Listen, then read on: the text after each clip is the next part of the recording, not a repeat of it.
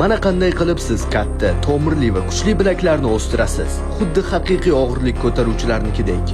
Sizga atigi 3 turdagi mashq kerak bo'ladi. Oddiy formula, ammo natija og'ir. Birinchidan, bilak bukish. Bu mashqni gantel, shtanka va trenajyor bilan bajaring. Eng muhimi mushaklarning cho'zilishi va qisqarishini his qiladigan variantlarni tanlang. Bu mashq bilan mushaklarning asosiy qalin qismi o'stiriladi. Hatto qo'llaringiz dam olayotganda ham mushaklar ko'zga tashlanadi. Ikkinchidan, bilakni orqaga bukish. Bu ko'pincha e'tibordan chetda qoladi, lekin juda foydali. Bilaklarning muvozanatini shakllantiradi va og'ir vazn ostida qulab tushishdan himoya qiladi. Uchinchidan, teskari bukish. Shtanga yoki gantel bilan bajaring. Bu mashq qo'llar yuqoridan pastga qaraganda to'liq va kuchli ko'rinish beradi. Yengil vazn bilan bajaring. Har bir harakatni nazorat bilan bajaring. Formaga e'tibor bering. Sifat har doim egoni yengadi. Har bir mashqda 3 ta to'plam, har bir to'plamda 10-15 tadan takror bajaring. Boshlanishiga haftasiga 2 marta mashq qiling. Keyinchalik kuchayganingiz sari 5-6 martaga ko'paytiring. Agar bu challenjni boshlamoqchi bo'lsangiz, kommentga boshladik deb yozing.